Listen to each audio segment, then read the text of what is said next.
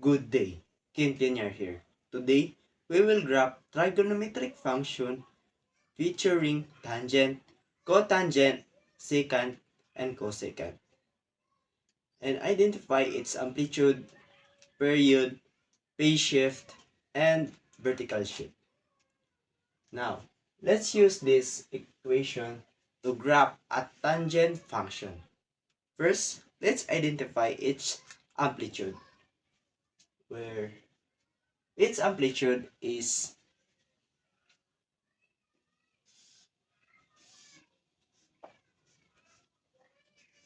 2 and its period is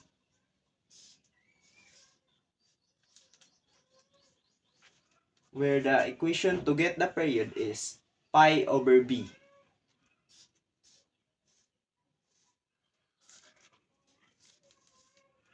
where the b here is 3.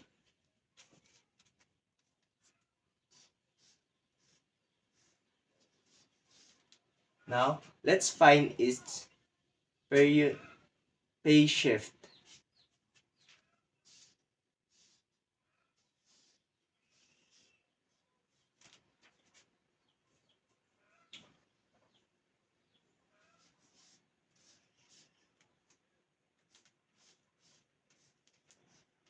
Let's equate it into pi over 2.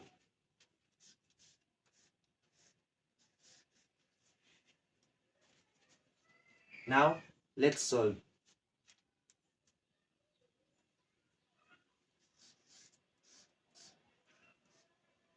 So, pi plus 2 pi over 2 is equals to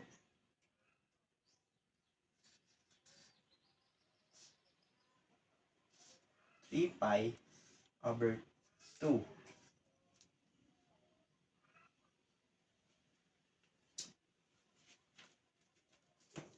Then, divided by 3, or simply multiply it by 1/3.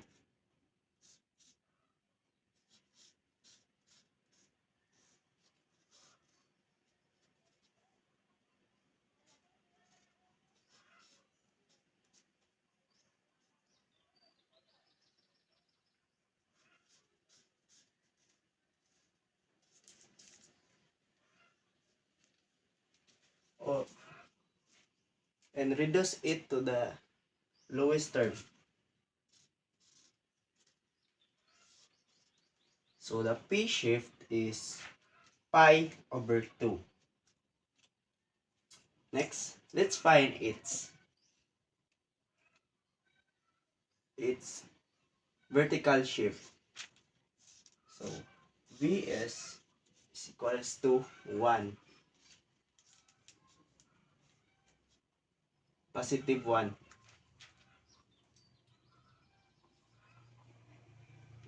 Now, let's try to graph it using this given.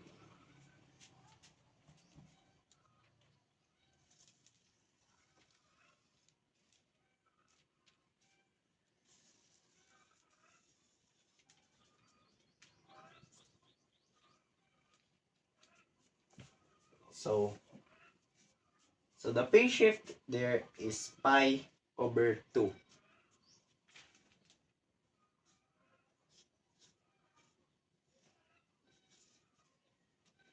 Now, to find the first period, you want to subtract it by the period. The, the phase shift, you want to subtract it to the period. So, pi over 2 or pi half minus pi over 3. So that it will become 6, then 3, and 2 over 6. So you will get pi over 6. So the first term is pi over 6. Now, you want to find the middle of it. So just simply add them and subtract and divided it by 2. So pi over 6 plus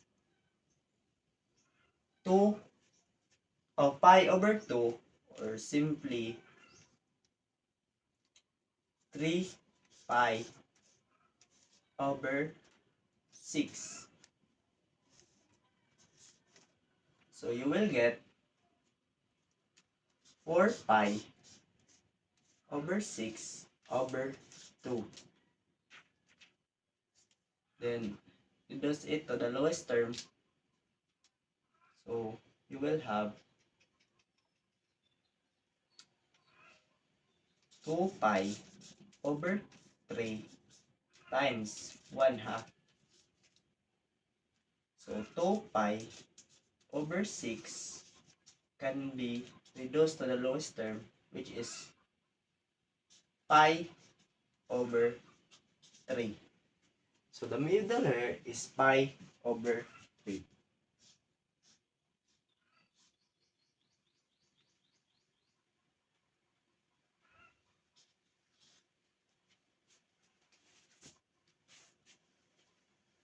Then you want to find all here and here. So just add the 2. So pi over 3 plus pi over 2. So this is 6, this is 6, this is 2, this is 3. So pa so 5 pi over 6 multiply by 1/2. So you will get 5 pi over 12.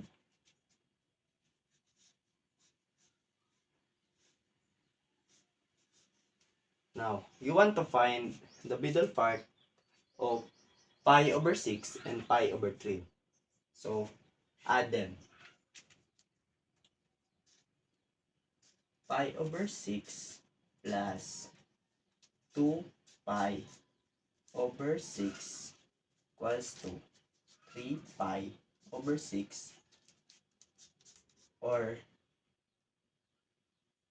1 pi over 3 times 1/2. So pi over 6.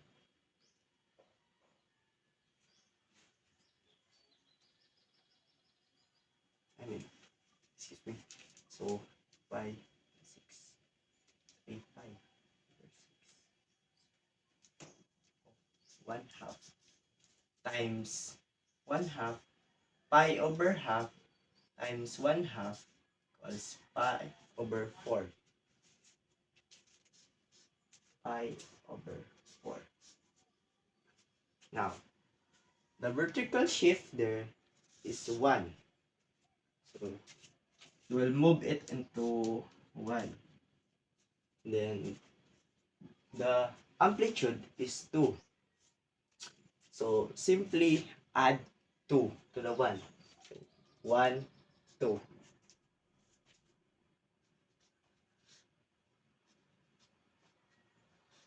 Then, subtract 1 into 2. So, negative 1. So, this is the vertical asymptotes.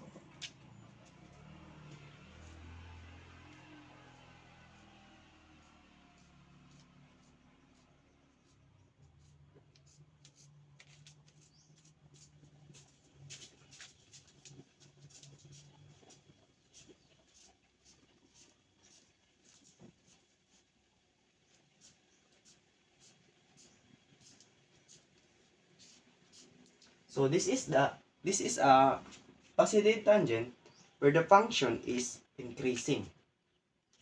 Let's mark the middle part.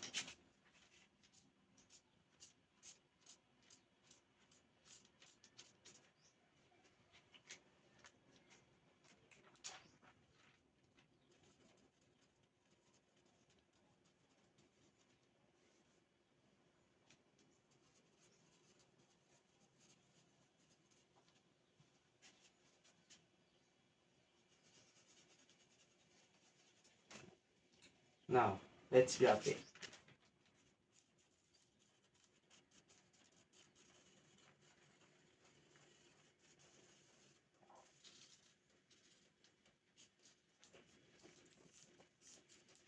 The graph should look like this. The graph should look like that, where the range is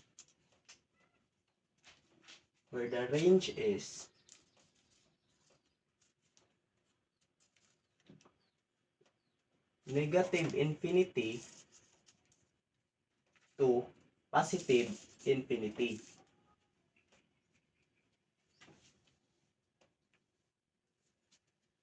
Where the domain is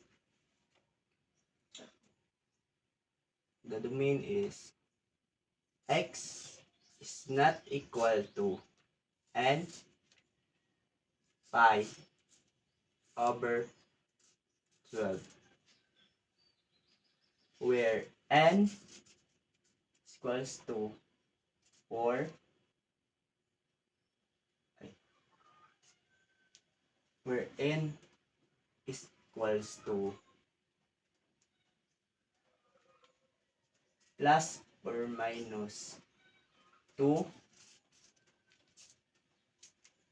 plus or minus 6, plus or minus 10, and so on. That is the tangent function. Next, let's move on to cotangent function. Let's use this equation to graph a cotangent function. Let's identify its amplitude, phase shift, period, and vertical shift. So, the amplitude there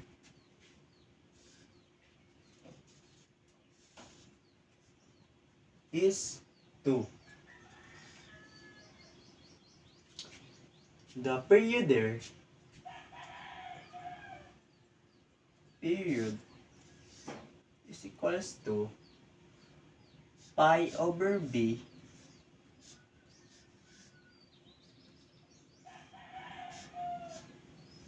where b is 2. Then let's find its phase shift.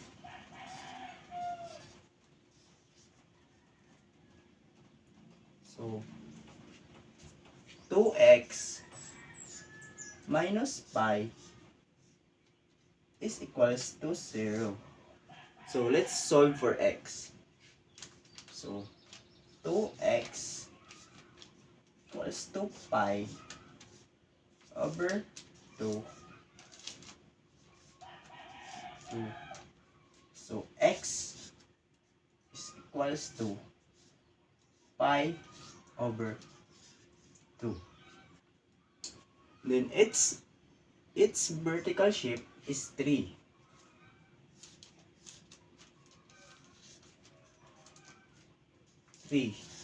Positive 3.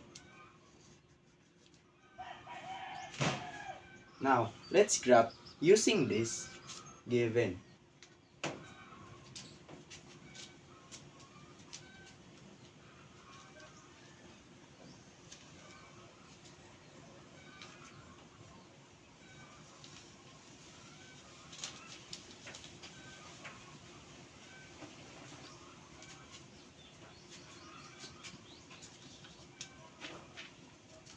So the final period is pi over 2.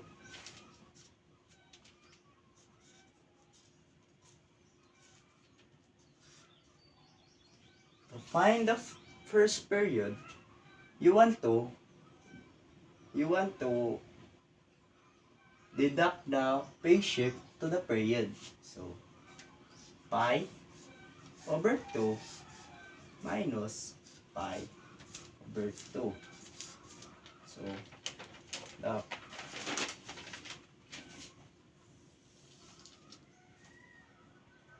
So, the first period is 0.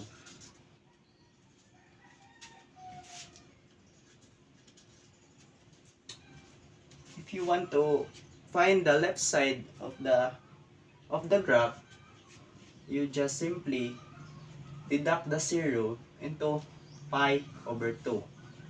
So, 0 minus pi over 2. It is simply negative 2 over negative pi over 2. So, the left side of the graph is negative pi over 2. Now, to find the middle part of this, you just simply add 0 and pi over 2 and divided it by 2. So, pi over 2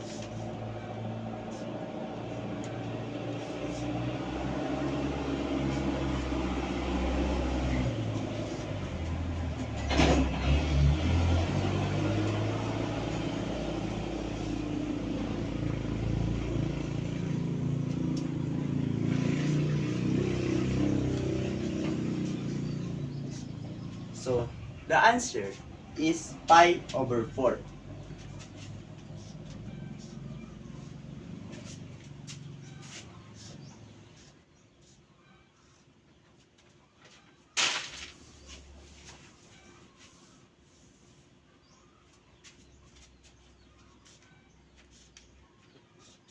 So, you want to find also here and here. So, first let's find here.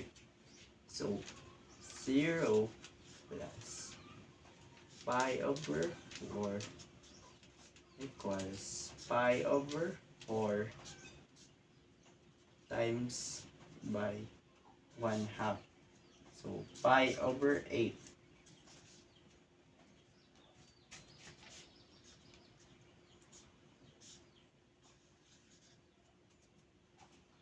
So, you want to find here. So, add the 2. So, pi over 4 plus pi over 2 over 2 equals 2 pi over 2 pi. Sorry. So you need to adjust the denominator of this, so it will become 4 and 2. So pi plus 2 pi is equals to 3 pi over 4. Then multiply by 1/2.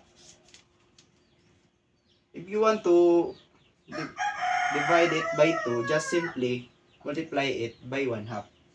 So 3 pi over 8.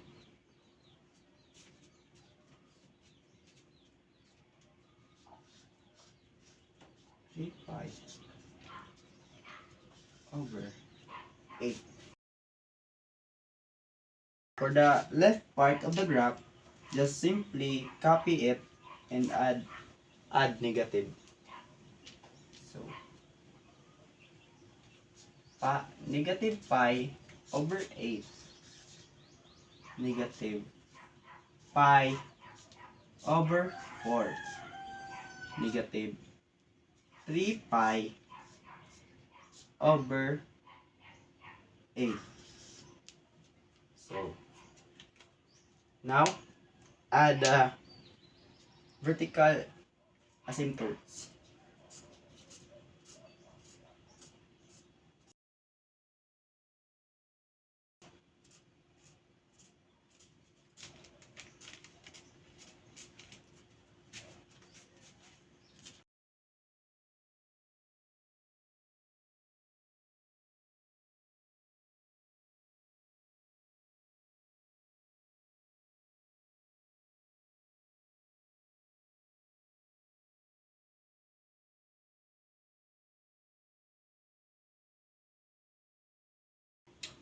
So the vertical shift there is 3.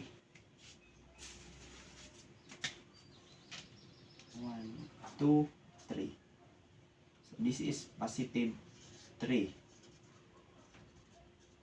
Then 3 add by its amplitude, so 5.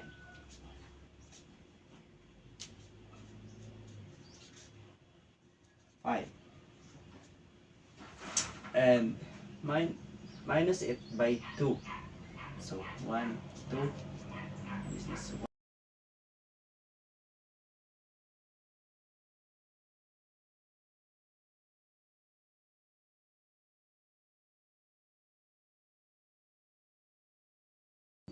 Unlike positive tangent function, the graph of the positive cotangent will be decreasing. Just like this.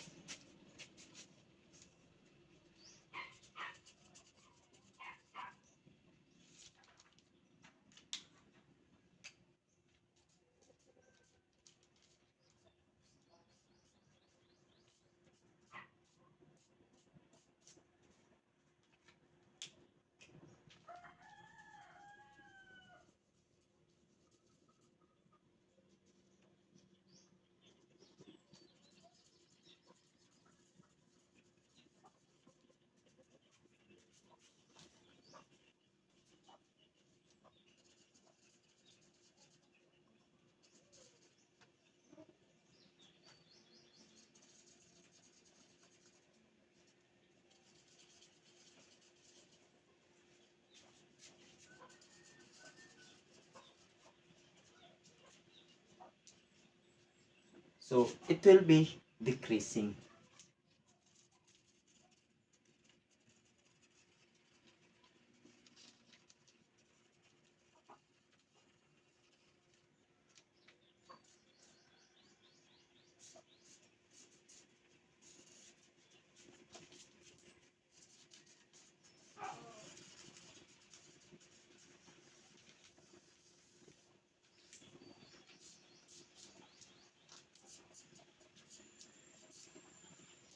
So the range there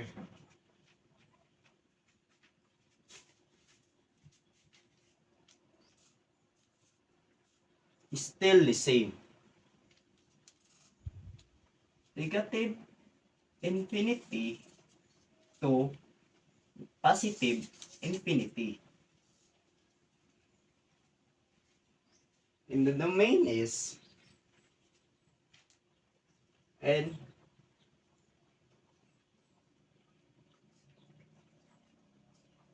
x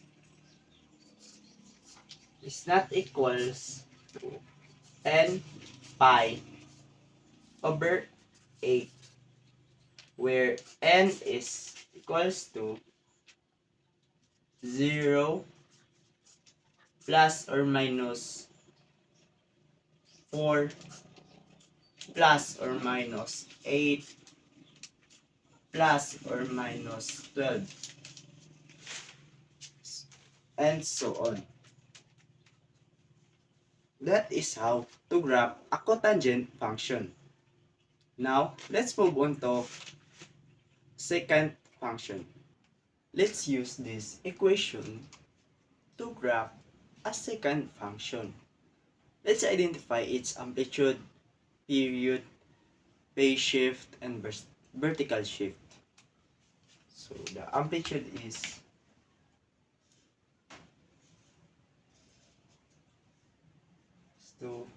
3. And the period is 2 pi over b.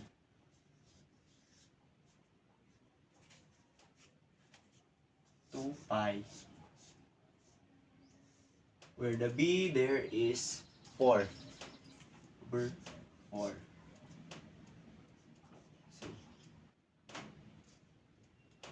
So just simplify it into the lowest term. Pi over 4, 2. So, okay. phase shift. Let's do 4x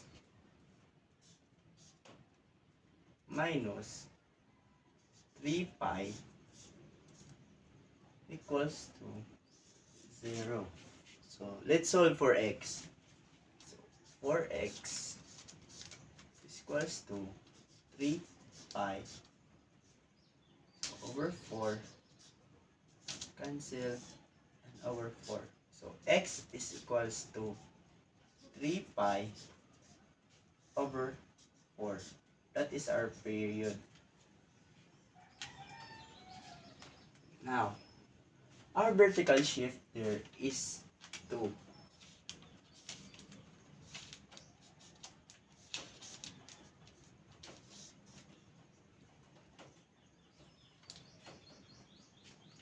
When you want to graph a secant function, you just simply graph a cosine function. To make it simpler, let's replace the secant function into cosine function. So 3 cos 4x minus 3 pi plus 2. Now, let's graph.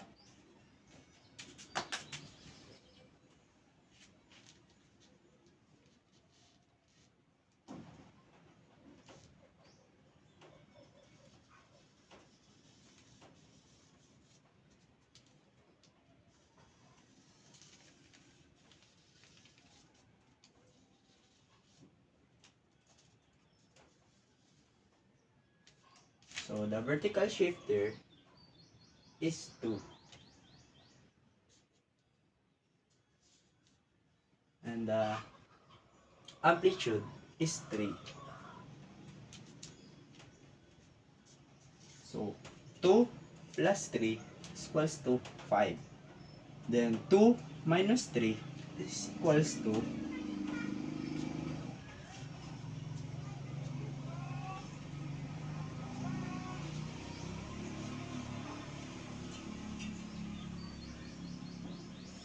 negative 1. Now, the first period there is 3 pi over 4.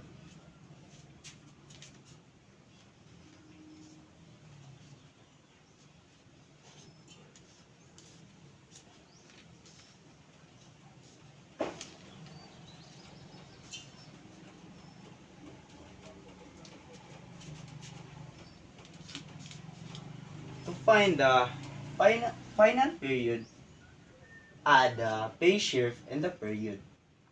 So 3 pi over 4 plus pi over 2. So it will become 4 and 2. 5 pi over 4.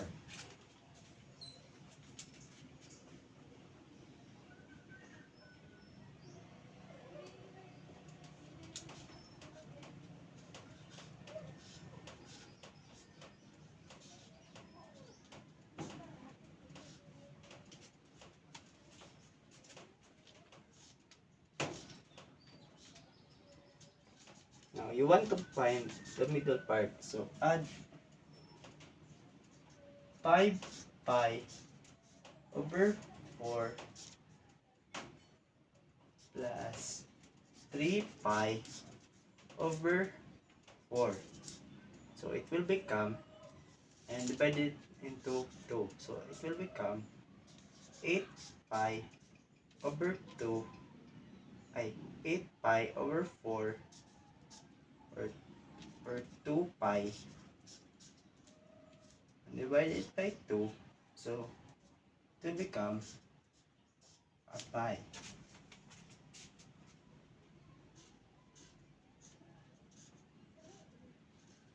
So, pi, you want to find here. So, pi plus 3 pi over 4.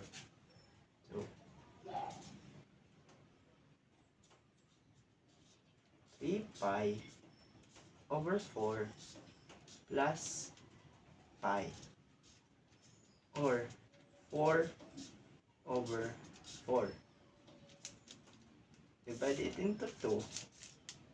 So, this is 7 pi over 4 multiply by 1/2. 7 pi over 8.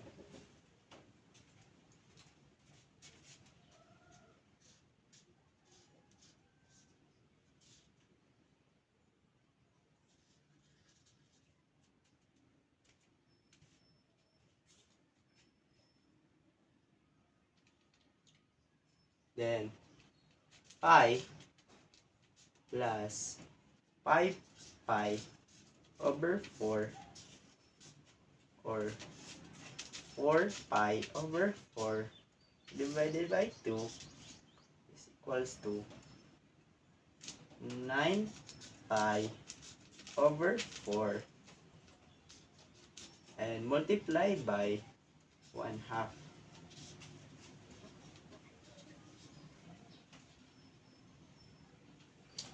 It will become 9 pi over 8.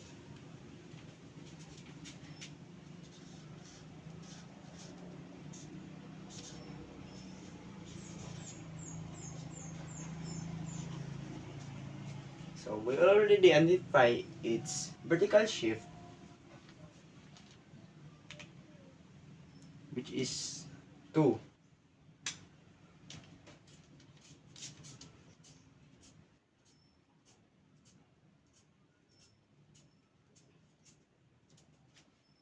Now, to graph a cosine function, you will start from the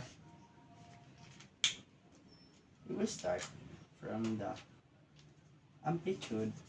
So 5 goes down to 2, goes down to 1, goes and up again to 2, up to 5.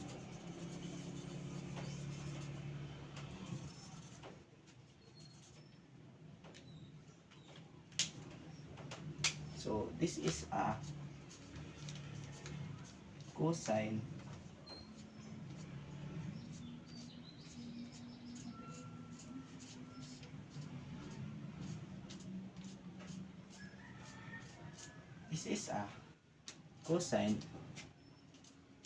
function. So let's add the vertical asymptotes.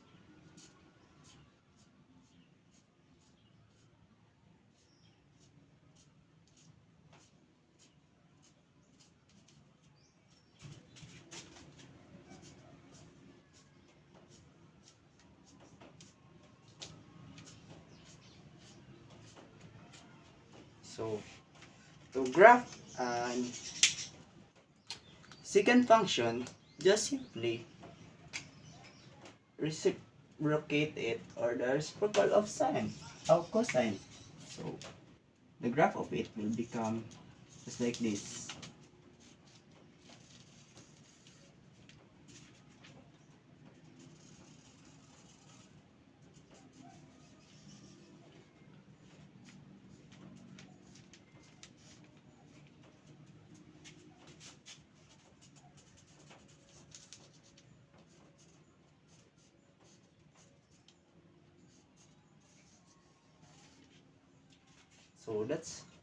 So that's the graph of the secant function, where the range is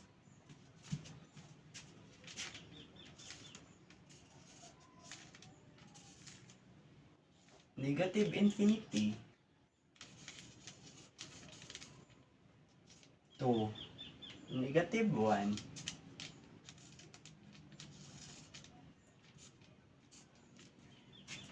union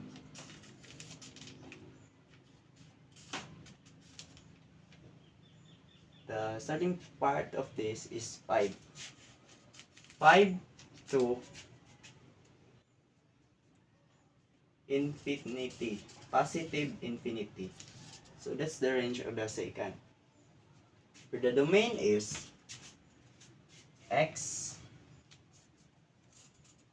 is not equals to n pi over 8, where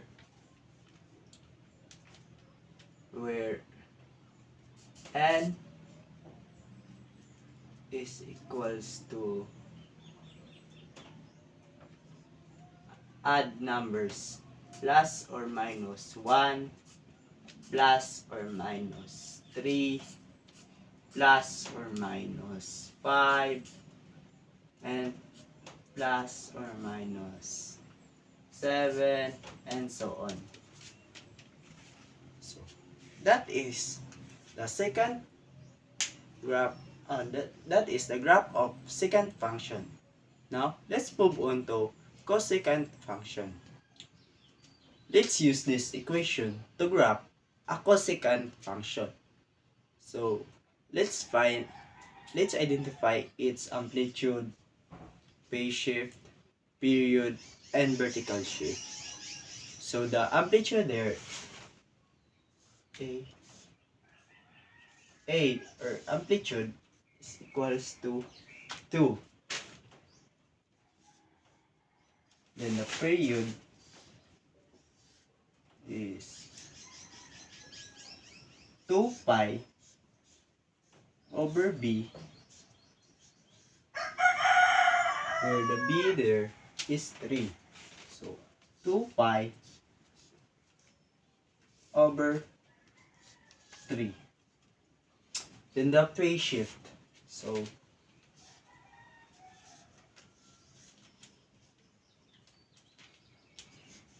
3x minus 4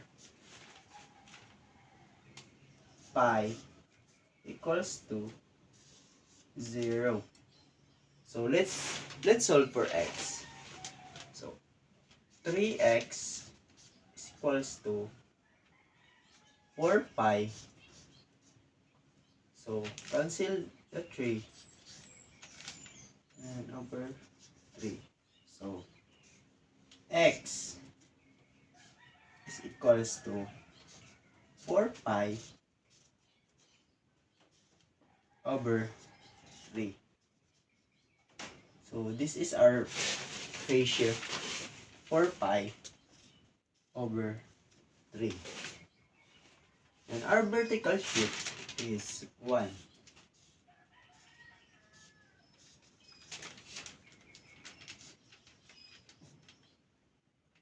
Now, to graph cosecant function, you want to graph sine function first. So,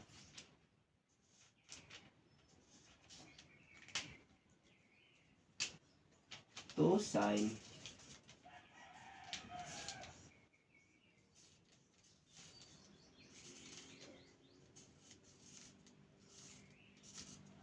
minus 4 pi plus 1. Now, let's draw the graph.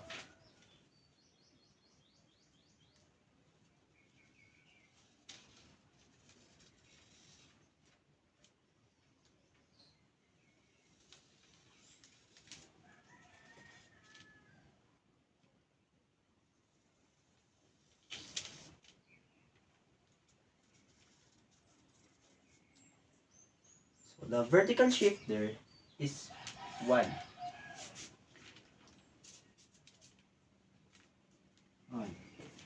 And the amplitude is 2.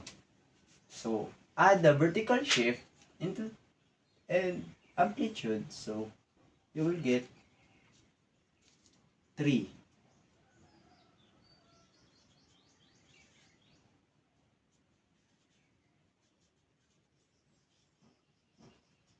Then, subtract the vertical shift into the amplitude. So, you have negative 1.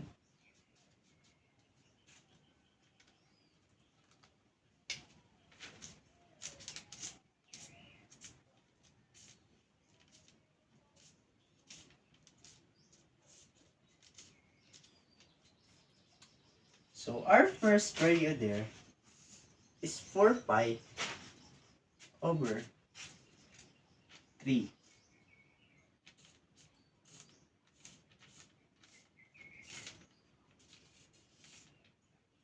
So, to find the final period, you want to add the phase shift in the period. So, 4 pi over 3 plus 2 pi over 3. You will get 5 pi over 3. So that is our final period. 5 pi over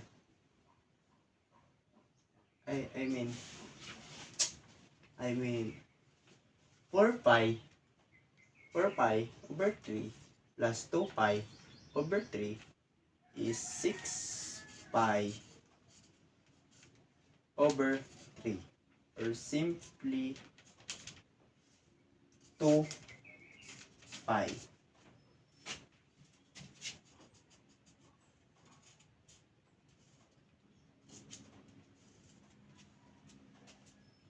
Then you want to find the middle part. So just add 4 pi over 3. 4 pi over 3 plus 2 pi over 3. So this will become 6. So we will get over 2. You will get 10 pi over 3 times 1/2 is equals to 10 pi over 6. And reduce it into the lowest form. So 5 pi over 3.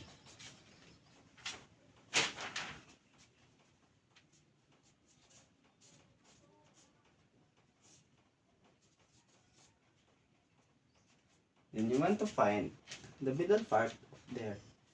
So 4 pi over 3 plus 5 pi over 3 is equals to 9 pi 9 pi over 3, or 3 pi over 2.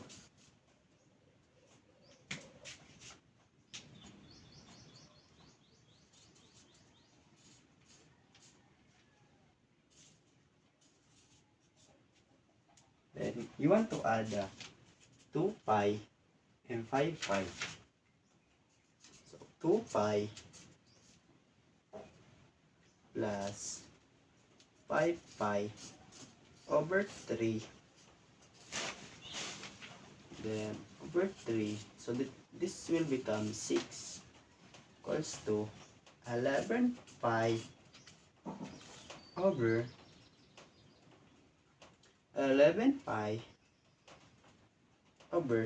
3. Then multiply it by 1/2. So you will get 11 pi over 6. 11 pi over 6.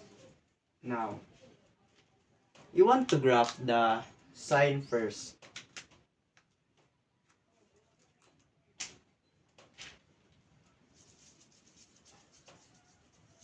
So the amplitude there is 2, so it will increase into 3.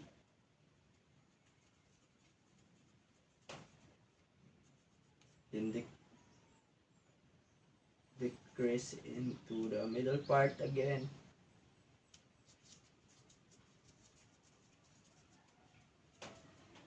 And decrease into -1. And increase into the 1 again.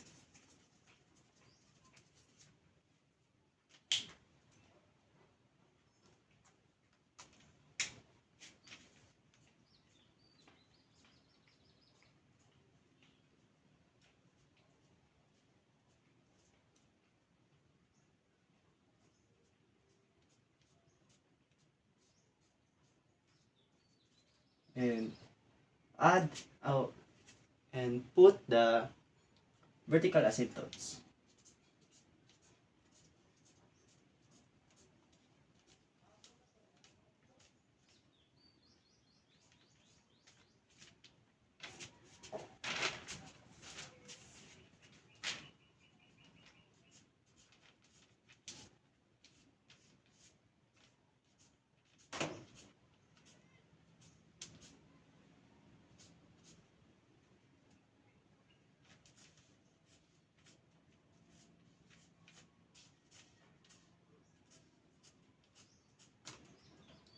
So this is the graph of the sine function. So to graph the cosine function, you will draw the opposite of it. So just like this.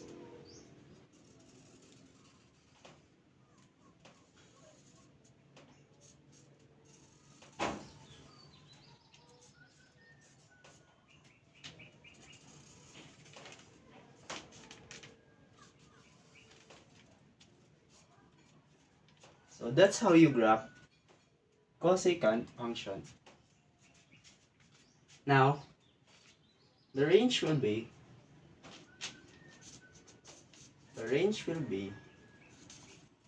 negative infinity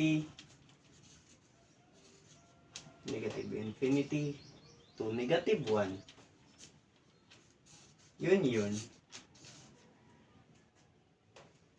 The starting point is 3 to positive infinity.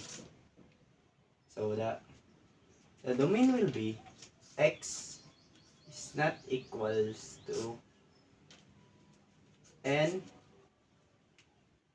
pi over 6, where n there is equals to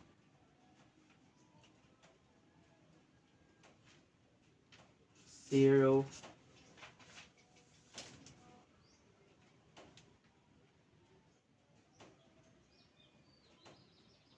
0,